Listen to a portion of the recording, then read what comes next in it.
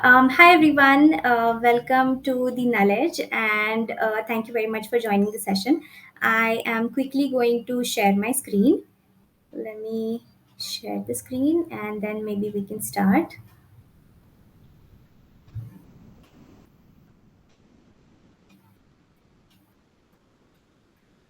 I hope my screen is visible. Okay, I think people can see the screen, right? Okay, perfect. So, hi everyone, thank you very much for joining. So I will just give a quick introduction of myself. I'm Shreya Vani. I'm working as program and analyst in Roche. I have been MVP for 2024 and 2025.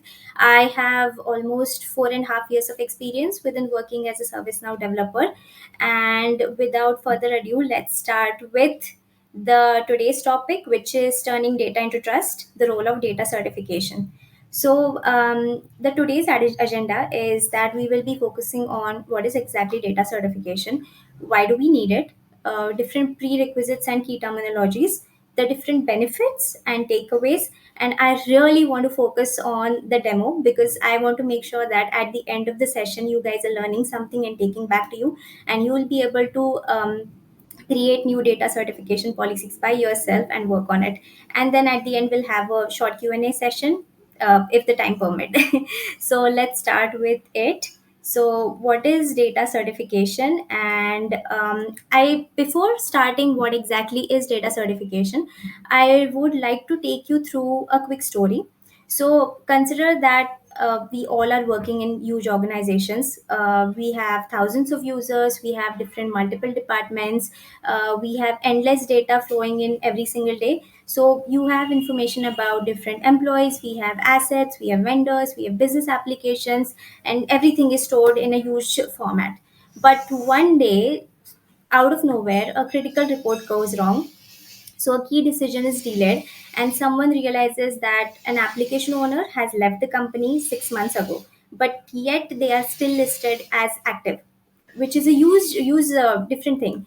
And then another record shows that it is particularly outdated. It has outdated contract details, and then suddenly the question arises: can we really trust our data? So that's when it hits us. Like in today's data-driven world, decisions, automations, compliance all depends on how trustworthy our data is. So we collect massive and huge amounts of data of information every day, but without proper checks, without proper governance, even the most sophisticated system can become unreliable. And that's where data certification, service not data certification, steps in. So it's kind of like a regular health checkup for your data, wherein your organizations are helping verify that data. We are validating it, we are certifying basically that data, and that's how the system will be considered as accurate, complete, and compliant. So that is what is data certification. So basically it enables periodic reviews to ensure data remains accurate, current. So we have those kind of reviews, and those reviews are actually data policies, which we will be going and checking that. Then I would like to also mention is, why do we need it? Because it's accurate and up to date. Data is vital for reliable processes, and then it also ensures that data quality is maintained and the governance is achieved. Then, before moving to the demo part, I would like to mention some prerequisites and key terminologies before you can work on it. So, we require a plugin installation, which is I've mentioned in here, and then we require two roles. One is the data manager admin role, and the another is the data manager user role. So, basically, the admin has full access to the policies. He or she can create the policies, they can deactivate policies, publish those, etc. And then for the data manager user, they can read and preview those particular policies. Now in today's demo session, I will also be defining few terms. I would be talking about those terms as what is a certification policy. So it's basically a template that would be defining that what kind of data is supposed to be verified. Then a certification instance is like how many times that particular policy has been run before. Then the certification task is the different task or the different records or different things which are supposed to be done or completed by a certifier. So it is basically assigned to a certifier, and the certifier is the person who is responsible for certifying that records. Moving ahead, then we have certain key benefits and takeaways. So the key benefits include obviously improved accuracy, then our data will be audit ready, we will be having a trusted data, and then there will also be proper regulatory compliance henceforth, and then obviously our organization will be able to define and take better decisions based on based on the data. Then we have key takeaways, wherein basically this particular data certification was a proper module in ServiceNow previously, but now it has been deprecated and it is part of the CMDB workspace. So some older features like the task merge or reset are not available in the CMDB workspace. Data certification works in the domain separated environments as well, and the managers and admins can track progress through reports and dashboards. So let's start with the demo. So basically, we will be going through creating a new policy. We will be defining a schedule. We will be assigning certification tasks. We will be approving or declining that particular records, and we will be monitoring and reporting the completion rates and data quality. So let me go to. I'll just. I think I shared my tab, so I'll just reshare my screen for sharing my window directly. That will be helpful for everyone.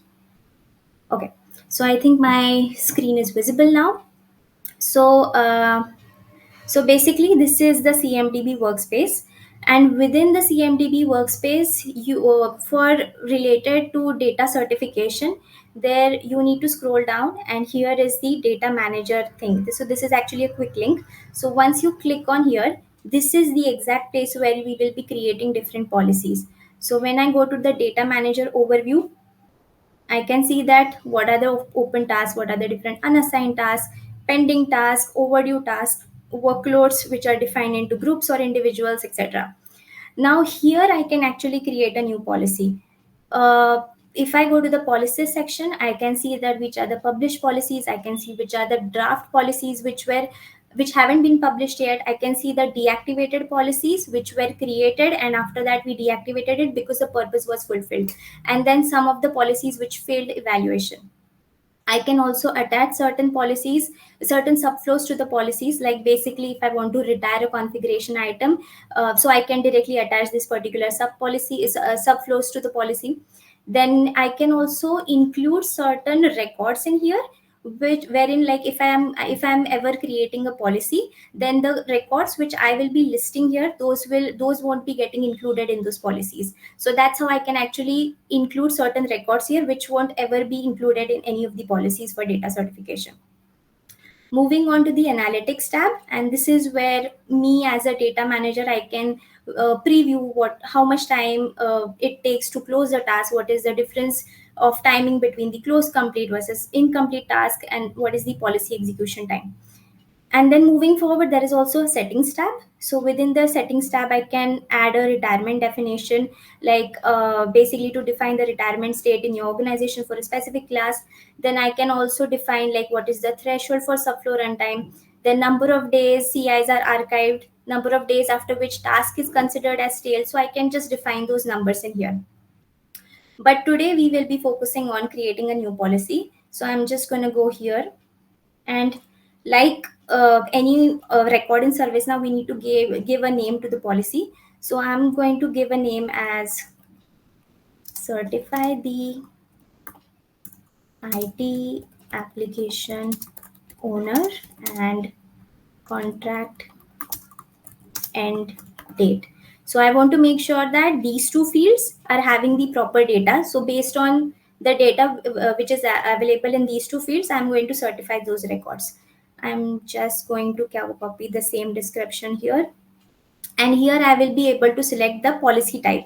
Now now I can create a certification, like as in I can pass or fail a record, I can archive a record, I can delete a record, I can retire that. So these are different types of policies, but we will be focusing on certification. And then we can also add certain work notes. So I'm going to skip that, and then it's loading. Now within the table, I need to I can actually select any kind of table for which I want to define that particular certification. For the demo purpose, today we'll be focusing on the business application table. And now I've already opened the business application table in here, and I want to make sure that I am certifying only those records having status as implementing. So I'm going to just select that in here. So it's just simple filter which we usually apply within our normal tables. So status is implementing, and we want to also apply application type. So okay, let me add again. So application type is um, oh sorry, I selected architecture type. Application type is SAS, and I'm gonna apply those filters, and you can see that 6 records are coming here. So I'm good with that. And now let's continue. Now within this assignment type, I can actually define that who is going to be responsible for certifying the data. So within here, I can define either a user field or a user group field, or I can also assign it to a specific user or a specific group user. Now for the purpose of this demo, I've created a group as data manager. So we will be assigning it to a specific group, and then I can define that different display fields. So display fields is basically that field, so that the certifiers will be able to identify which exactly is this record. So this is actually a unique identifier, we can say. And then I will just select the application type because I want to also showcase that. And then there are two fields which I want to certify is the contract end date and contract end date and the IT application owner. And then this is a checkbox wherein I can wherein, for example, whenever the records will be coming to certify, I can actually keep the record without any value and then certify it. So that's how this checkbox is for. So then days to complete we can define, and then I can also add certain instructions for people who will be doing this maybe for first time. So you can add certain demands, certain instructions. And then for the schedule, we can define certain schedule, but for the purpose of this demo I'm going to keep it on demand, so I can directly showcase you right here. And then you can see the policy impact, it is 6 records and 1 task. And then I'm going to publish this policy. So you can see that within the published policy, it is coming right here. Now, if I go to this particular policy, you can see that the policy execution instances is 0. That means it hasn't yet run. So for any kind of on-demand policy, I need to go to the schedule job table and I need to run that particular policy. So then it is creating an instance. So I'm going to execute it, and then let's refresh this. So you can see policy execution has instance has been created, and after opening that instance you can see the 6 records and a policy task has been generated for this assignment group data manager. Now I am going to impersonate to able tutor,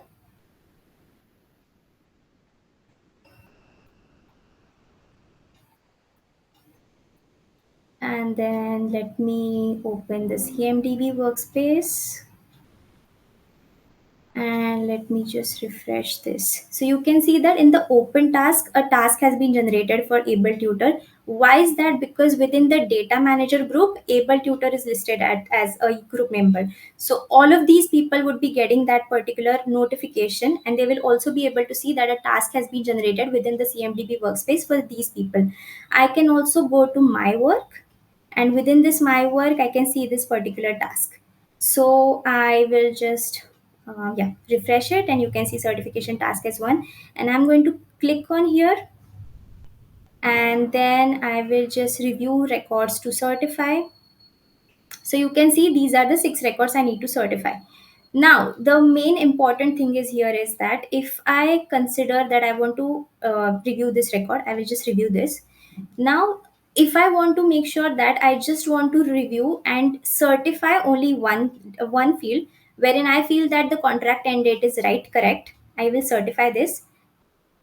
But if I feel that this particular application owner is not the correct application owner, then I can fail this. So if you go to review completed, you can see that for one field we have failed that, and for one field we have passed it. So accordingly you can do that. For also one more thing I would like to showcase is, I'm currently reviewing the record, and if I feel that this particular contract end date is not the correct end date, so I will just click on edit fields, and then I will select the right date updated. So now it got updated, and now I'm good to certify that. So that is also one thing which is available in ServiceNow, wherein you can actually also edit that particular field and then make sure that correct data is added into that field and then certify it. Also, one more thing is that you saw when we were creating a certification policy, is where it was there was a checkbox available to allow empty field values. So there is this empty field value, and I want to still certify it.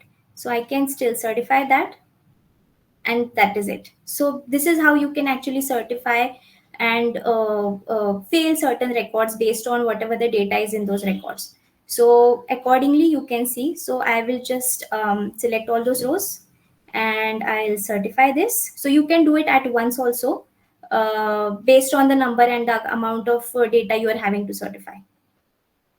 So currently it's loading for the certification state, but you can see that within the review completed, it is already coming as 6 records, which means the review has been completed.